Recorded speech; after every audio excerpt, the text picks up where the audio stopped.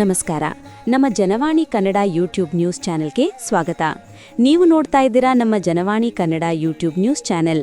ಇಲ್ಲಿಯವರೆಗೂ channel subscribe ಮಾಡ್ಕೊಂಡಿಲ್ಲ ಅಂದ್ರೆ ಕೂಡಲೇ ಚಾನೆಲ್ ಸಬ್ಸ್ಕ್ರೈಬ್ ಆಗಿರಿ, ಶೇರ್ ಮಾಡಿರಿ, ಲೈಕ್ ಮಾಡಿರಿ, ಬೆಲ್ ಐಕಾನ್ ಒತ್ತುವುದನ್ನು ತಪ್ಪದೇ ಮರೆಯದಿರಿ ಮತ್ತು ಅಭಿಪ್ರಾಯ ಏನೇ ಇದ್ದರೂ ಕಮೆಂಟ್ ಬಾಕ್ಸಲ್ಲಿ ತಿಳಿಸಿ. ಧನ್ಯವಾದಗಳು. ಕಲ್ಯಾಣದೇಶ್ವರ ಜಾತ್ರೆ ಮುತ್ತೈದೆಯರಿಗೆ ಉಡಿ ತುಂಬುವ ಕಾರ್ಯಕ್ರಮ. ಮಾಗಣಗೇರಿಯ ಏಕಾಕ್ಷರ ಶಿವಾಚಾರ್ಯ ಅಭಿಮತ. ಮಾನವ ಇತರರಿಗೆ ಆಸರೆಯಾಗಿ ಬದುಕಬೇಕು. ಇತರರಿಗೆ ಬೇಸರವಾಗುವಂತಿದ್ದರೆ ಅದು ನಶ್ವರದ ಬದುಕಾಗಿರುತ್ತದೆ ಎಂದು ಯಡ್ರಾಮಿ ತಾಲೂಕಿನ ಸುಕ್ಷೇತ್ರ ಮಾಗಣಗೇರಿಯ ರುದ್ರಮುನೇಶ್ವರ ಹಿರೇಮಠದ ಪಟ್ಟಾಧ್ಯಕ್ಷ ಏಕಾಕ್ಷರ ಶಿವಾಚಾರ್ಯ ಸ್ವಾಮೀಜಿ ಹೇಳಿದರು. ಸಿಂದಗಿ ತಾಲೂಕಿನ ಸುಕ್ಷೇತ್ರ ಹೊನ್ನಳ್ಳಿ ಬ್ರಹ್ಮದೇವನಮಡು ಗ್ರಾಮದ ಕಲ್ಯಾಣದೇಶ್ವರ ಜಾತ್ರಾ ಮಹೋತ್ಸವ ನಿಮಿತ್ತ ಗುರುವಾರ ರಾತ್ರಿ ಹಮ್ಮಿಕೊಂಡಿದ್ದ ಶ್ರೀದೇವಿ ಹಾಗೂ 351 ಮುತ್ತೈದೆಯರಿಗೆ ಉಡಿ ತುಂಬುವ ಕಾರ್ಯಕ್ರಮದಲ್ಲಿ ಸಮ್ಮುಖ್ಯ ವಹಿಸಿ ಮಾತನಾಡಿದ ಅವರು, ಮಾನವನ ಜನ್ಮದಿಂದ ಜಗತ್ತಿಗೆ ಉಪಯೋಗವಾಗಬೇಕು. ಇದಕ್ಕೆ ನಿದರ್ಶನವೇ ಶ್ರೀಮಠದ ಲಿಂಗೈಕ್ಯ ವೀರಘಂಟೆಯ ಸ್ವಾಮೀಜಿ. ಇವರ ಸತ್ಯ ಸನ್ಮಾರ್ಗವು ಮನುಕುಲಕ್ಕೆ ದಾರಿದೀಪವಾಗಿದೆ. ಸಂಪತ್ತಿನ ಬೆನ್ನು ಹತ್ತದೆ ಸದ್ವಿಚಾರಗಳು ನಡೆನುಡಿಯಲ್ಲಿ ಭಿನ್ನವಿಲ್ಲದಂತೆ ಬದುಕಿದ್ದೇ ಆದಲ್ಲಿ ದೈವಾನುಗ್ರಹ ಸದಾ ಇರುತ್ತದೆ. ವಿಕೃತಿಯಾಗಿ ಯಾರು ಬದುಕುತ್ತಾರೋ ಅವರು ಮಣ್ಣಲ್ಲಿ ಮಣ್ಣಾಗುತ್ತಾರೆ. ಇಂಥ ಬದುಕು ನಿರರ್ಥಕವಾಗಿರುತ್ತದೆ. ಈ ಬದುಕು ಎಂಬ 3 ಅಕ್ಷರದ ಪದಕ್ಕೆ ಸದ್ಗುರುವಿನ ಆಶೀರ್ವಾದ ಇರಬೇಕು. ಭಕ್ತವೃಂದವು ಸತ್ಸಂಗದಲ್ಲಿ ನಿರತರಾಗಿರಬೇಕು. ವಿಕೃತಿ ಬದುಕು ತ್ಯಜಿಸಿ ಸುಸಂಸ್ಕೃತ ಬದುಕು ಸಾಗಿಸುವುದು ಅಗತ್ಯವಾಗಿದೆ ಎಂದರು. ಎಂಕಂಚಿ ಕುಂಟೋಜಿ ಹಿರೇಮಠದ ಅಭಿನವ ರುದ್ರಮುನಿ ಶಿವಾಚಾರ್ಯರು ಮಾತನಾಡಿ, ಕಲ್ಯಾಣದೇಶ್ವರ ಮಠದ ಸತ್ಕಾರ್ಯಗಳು ಸತತವಾಗಿ ನಡೆಯುತ್ತಿವೆ. ಸಕಲ ಸದ್ಭಕ್ತರ ಸಹಕಾರ, ಪ್ರೀತಿ, ವಿಶ್ವಾಸಯುಕ್ತ ಬದುಕಿಗೆ ಶ್ರೀಮಠದಿಂದ ಒಳಿತಾಗುತ್ತಿದೆ. ಸದ್ಭಕ್ತರ ಸೇವಾ ಮನೋಭಾವನೆ ಅನನ್ಯವಾಗಿದೆ. ಸದ್ಭಕ್ತರಿಗೆ ಗುರುವಿನ ಆಶೀರ್ವಾದ ಇರುತ್ತದೆ. ಪ್ರಸ್ತುತ ಕಾಲಘಟ್ಟದಲ್ಲಿ ಮಾನವೀಯತೆ ನಶಿಸುತ್ತದೆ. ಹಿರಿಯರನ್ನು ಗೌರವದಿಂದ ಕಾಣುವ ಮನುಷ್ಯರೇ ಹೆಚ್ಚಾಗುತ್ತಿದ್ದಾರೆ. ಪೂಜ್ಯನೀಯ ತಂದೆ ತಾಯಿಯವರನ್ನು ಗೌರವಿಸುವವರೇ ಪುಣ್ಯವಂತರಾಗುತ್ತಾರೆ. ಪ್ರಾಣಿ ಪ್ರೀತಿಯ ಜೊತೆಗೆ ಮಾನವ ಸಹಸಂಬಂಧಗಳಿಗೂ ಈ ಬೆಲೆ ಇರಬೇಕು. ಹಿರಿಯರನ್ನು ವೃದ್ಧಾಶ್ರಮಕ್ಕೆ ಕಳಿಸುವ ದುಸ್ಥಿತಿ ಯಾರಿಗೂ ಬರಬಾರದು. ಭಕ್ತರು ಸದಾ ಶಿವಮಠದ ಮೇಲೆ ಕಾಳಜಿ, ಸೇವಾ ಮನೋಭಾವ ಹೊಂದಬೇಕು. ಸದ್ಗುಣಗಳಿಂದ ಜೀವನ ನಡೆಸುವ ಪ್ರತಿಯೋರ್ವರಿಗೂ ಗುರುವಿನ ಕೃಪಾಕಟಾಕ್ಷ ಇರುತ್ತದೆ ಎಂದರು. 351 ಹೆಚ್ಚು ಮುತ್ತೈದೆಯರಿಗೆ ಬಳೆ, ಕುಪ್ಪಸ ಸೇರಿ 5 ಬಗೆಯ ವಸ್ತುಗಳಿಂದ ಉಡಿತುಂಬಿ ಪೂರ್ಣ ಗಡುಬ, ಬಜ್ಜಿ ಪ್ರಸಾದ ವ್ಯವಸ್ಥೆ ಮಾಡಲಾಗಿತ್ತು. ಈ ವೇಳೆ ಶ್ರೀಮಠದ ಒಡೆಯ ಕಲ್ಯಾಣದಯ್ಯ ವೀರಘಂಟಯ್ಯ ಗದ್ದಿಗೆ ಮಠದ ಸ್ವಾಮೀಜಿ, ರಾಜಶ್ರೀ ಅಮ್ಮನವರು, ಚನ್ನಮಲ್ಲಯ್ಯ ಹಿರೇಮಠ್, ಸೋಮನಗೌಡ ಚಿಂಚೋಳಿ, ಶಿವು ಸಾವು ಅಂಗಡಿ, ಪ್ರವಚನಕಾರ ಡಾಕ್ಟರ್ ಶಿವಲಿಂಗಯ್ಯ ಶರಣರು, ಪುರಾಣಿಕ ಮಠ ಶಾಪೂರ್ ಮನಗೋಳಿ ಆಸ್ಪತ್ರೆ ಡಾಕ್ಟರ್ ಶಂಭುಲಿಂಗ್ ಮನಗೋಳಿ, ಮಲ್ಲಾರಾವ್ ಕುಲಕರ್ಣಿ, ಗುರುಲಿಂಗಪ್ಪ ಸಾವು, ಸಜ್ಜನ್ SY ಅಮರಗೋಳ್, ಪವನ್ ಕುಲಕರ್ಣಿ, ಚಾಮನಾಳ್ ಅರವಿಂದ್ ಸಾವು, ಕೋರಳಗೇರ ಸೇರಿದಂತೆ ಹೊನ್ನಳ್ಳಿ ಬ್ರಹ್ಮದೇವನಮಡು, ಅಂಬರ್ಖೇಡ, ಹುಣಸಾಳ, ಚಾಮನಾಳ, ವಡಗೇರ, ಸಲಾದಹಳ್ಳಿ, ಚಿಂಚೋಳಿ, ಬಿರಾಳ್, ಕುರಳಗೇರ, ಮಲ್ಲಾಬಾದ್, ದಂಡು ಸೋಲಾಪುರ ಗ್ರಾಮ ಸೇರಿದಂತೆ ಶ್ರೀಮಠದ ಸಮಸ್ತ ಭಕ್ತರು ಪಾಲ್ಗೊಂಡಿದ್ದರು. ಈ ವೇಳೆ ಚಾಮನಾಳದ ಗುರಣ್ಣ ಸಾವು ಅಂಗಡಿ ದಂಪತಿಗಳಿಗೆ ಹಾಗೂ ಪತ್ರಕರ್ತರಾದಂಥ ಮಲ್ಲಿಕಾರ್ಜುನ ಎನ್ ಕೆಂಬಾವಿ ಅವರಿಗೆ ಶ್ರೀಮಠದಿಂದ ಸನ್ಮಾನಿಸಿ ಗೌರವಿಸಲಾಯಿತು. ಈ ವರದಿಯನ್ನು ಮಲ್ಲಿಕಾರ್ಜುನ ಎನ್ ಕೆಂಬಾವಿ, ಬ್ರಹ್ಮದೇವನಮಡು, ತಾಲೂಕು ಸಿಂದಗಿ ಇವರು ನಮ್ಮ Janavani Kannada YouTube news channel ಜೊತೆಗೆ ಹಂಚಿಕೊಂಡಿದ್ದಾರೆ. ಅವರಿಗೆ ಧನ್ಯವಾದಗಳು. ನಮಸ್ಕಾರ.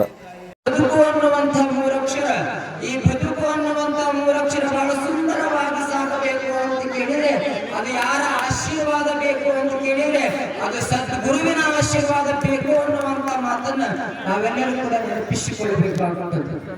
ಕಾರಣ ಏನಪ್ಪಾ ಅಂತಂದ್ರೆ, ಇವಾಗ ನಾವೆಲ್ಲರೂ ಕೂಡ ಯಾವರ ಹಿಂದೆ ಬೆನ್ನು ಹತ್ತಿದ್ದೇವೆ ಅಂತ ಕೇಳಿದ್ರೆ ಸಂಪತ್ತಿನ ಹಿಂದೆ, ಸಿರಿ ಸಂಪತ್ತಿನ ಹಿಂದೆ ಬೆನ್ನು ಹತ್ತಿದ್ದೇವೆ.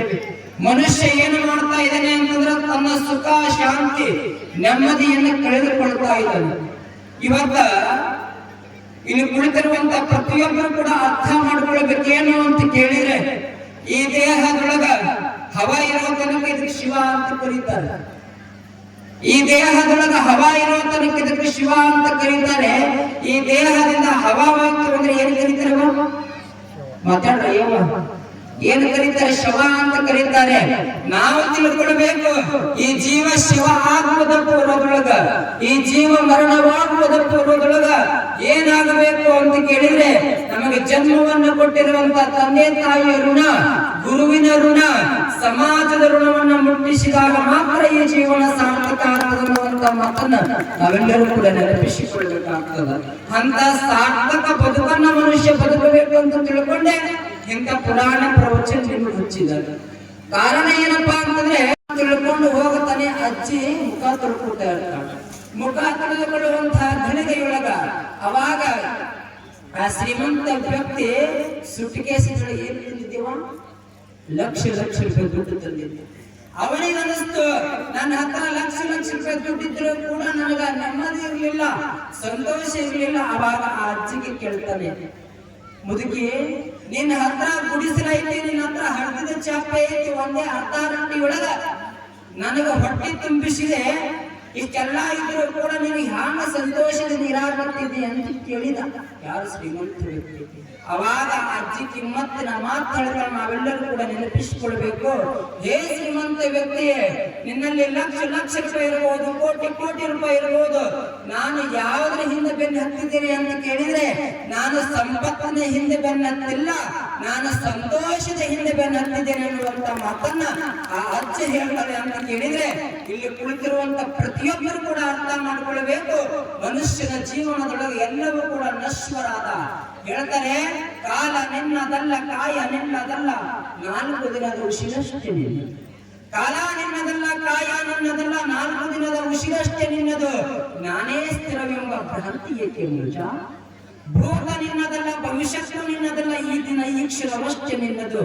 ಇಂಥ ಬಾಳುವಂತ ಜೀವನದೊಳಗ ನಾವೆಲ್ಲರೂ ಕೂಡ ಮತ್ತೊಬ್ಬರಿಗೆ ಆಸರೆಯಾಗಿ, ಮತ್ತೊಬ್ಬರಿಗೆ ಪರೋಪಕಾರಿಯಾಗಿ ಬದುಕಿದಾಗ ಮಾತ್ರ ನಮ್ಮ ಜೀವನ ಸಾರ್ಥಕ ಆಗ್ತದೆ ಅನ್ನುವಂತಹ ಮಾತನ್ನ ಈ ಸಂದರ್ಭದೊಳಗೆ ಹೇಳ್ತಾ, ಇಂತಹ ಕಾರ್ಯಕ್ರಮ ಇವತ್ತು ವಿಶೇಷವಾಗಿ ನಮ್ಮ ಶ್ರೀಮಠದ ಯುವಯತಿಗಳಾದಂತಹ ಶ್ರೀ ಕಲ್ಯಾಣದಯ್ಯ ಗದ್ದಿಗೆ ಮಠ ಪರಮ ಪೂಜ್ಯರು ಎಷ್ಟು ಅವರನ್ನ ನೋಡಿದ್ರೆ ಏನ್ ಅನಿಸ್ತದ ಅಂತ ಕೇಳಿದ್ರೆ, ವಿದ್ಯಕ್ಕೆ ವಿನಯವೇ ಭೂಷಣ.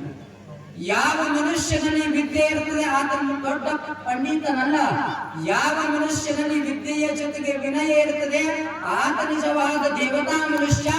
ಅಂತಹ ವಿದ್ಯೆಯ ಜೊತೆಗೆ ವಿನಯವನ್ನು ಸಂಪಾದಿಸಿಕೊಂಡಂತ ಪೂಜ್ಯರು ಅದು ನಿಮ್ಮ ಶ್ರೀಮಠದ ಪ್ರಸ್ತುತ ಪೂಜ್ಯರು ಅನ್ನುವಂತ ಮಾತನ್ನ ನೀವೆಲ್ಲರೂ ಕೂಡ ನೆನಪಿಸಿಕೊಳ್ಳಬೇಕಾಗ್ತದ. ಅಂಥ ರತ್ನ ನಿಮ್ಮ ಶ್ರೀಮಠಕ್ಕೆ ಸಿಕ್ಕಿದೆ. ಅಂತಹ ಪೂಜ್ಯರನ್ನ ನೀವು ಸದಾಕಾಲ ಅವರಿಗೆ ಆಸರೆಯಾಗಿ ಇರ್ಲಿ ಅನ್ನುವಂತ ಮತ್ತೊಂದು ಸಂದರ್ಭದೊಳಗೆ ಹೇಳ್ತಾ, ನಮ್ಮ ಕಾರ್ಯಕ್ರಮ ಮುಂದಿನ ದಿವಸ 11ನೇ ತಾರೀಕಿತ್ತು. ಅವರು ದಿನಾಲು ಫೋನ್ ಹಚ್ಚವರು ನಮ್ಮ ಅರವಿಂದ ಕುಳಗೇರಿ ಸರ್ ದಿನನಿತ್ಯದ ಬುದ್ಧಿ ಯಾವಾಗ ಬರ್ತೀರಿ ಅಂತ ಕೇಳಿದ್ರು. ಯೋಗ ಬೇಕು, ಯಾವುದೇ ಒಂದು ಕಾರ್ಯಕ್ರಮ ಬರಬೇಕು ಯೋಗ ಬೇಕು. ಇವತ್ತೆಷ್ಟಿದೆ ತಾರೀಕು? 16 ಐತಿ. ಇವತ್ತು 16 ಐತಿ. ಒಂದು ತಾರೀಕು 16 ಅಂತಂದ್ರೆ ಸಂಖ್ಯಾಶಾಸ್ತ್ರದೊಳಗೆ ಬರೀತಾರೆ 16 ಅಂತ ಕೇಳಿದ್ರೆ 1 + 6 ಎಷ್ಟೈತೆ? 7 ಐತಿ. 7ಕ್ಕೆ ಅಧಿಪತಿ ಯಾರು ಅಂತ ಕೇಳಿದ್ರೆ ಕೇತು. ಕೇತು ಯಾವುದಕ್ಕೆ ಕಾರಕ, ಯಾವುದಕ್ಕೆ ಒಂದು ಗುಣ ಅಂತ ಕೇಳಿದ್ರೆ ಆಧ್ಯಾತ್ಮಿಕಕ್ಕೆ ಕಾರಕ. ಇವತ್ತು 7ನೇ ತಾರೀಕು ಕೇತುವಿನ ದಿನದೊಳಗೆ ನಾವು ಬಂದಿದ್ದೇವೆ ಅಂತಂದ್ರೆ ಶ್ರೀಮಠ ಆಧ್ಯಾತ್ಮಿಕ ಕಂಪನ ಸೂಸ್ತದನ್ನುವಂತ ಮಾತನ್ನ ಅವೆಲ್ಲರೂ ಕೂಡ ನೆನಪಿಸಿಕೊಳ್ಳಬೇಕು. ನಾವು ಪ್ರಾರಂಭ ದಿವಸದೊಳಗೆ ಬಂದಾಗ ನಿಮ್ಮ ಸಂತೋಷವನ್ನು ನಾವು ನೋಡ್ತಿದ್ದಿಲ್ಲ. ಇವತ್ತು ಹ್ಯಾಂಗ ಕುಂತೀರಿ ಅಂತ ಕೇಳಿದ್ರೆ ಗುಡ್ಡಾಪುರ ದಾನಮ್ಮ ತಾಯಿಯಾಗಿ ಅವೆಲ್ಲರೂ ಕೂಡ ಕಂಗೊಳಿಸ್ತಾ ಇದ್ದೀರಿ ಅನ್ನುವಂತ ಮಾತನ್ನ ಈ ಸಂದರ್ಭದೊಳಗೆ ಹೇಳ್ತಾ, ಮತ್ತ ನಮ್ಮ ಸ್ನೇಹ ಜೀವಿಗಳು ಆತ್ಮೀಯ ಪರಮ ಪೂಜ್ಯರಾದಂತ ಶ್ರೀ ಕಸ್ತೂರಬ್ರಹ್ಮಿ ರುದ್ರಮುನಿ ಶಿವಾಚಾರ್ಯರು ಬಹಳ ಮಾತೃ ಸ್ವರೂಪದ ಪೂಜ್ಯರು.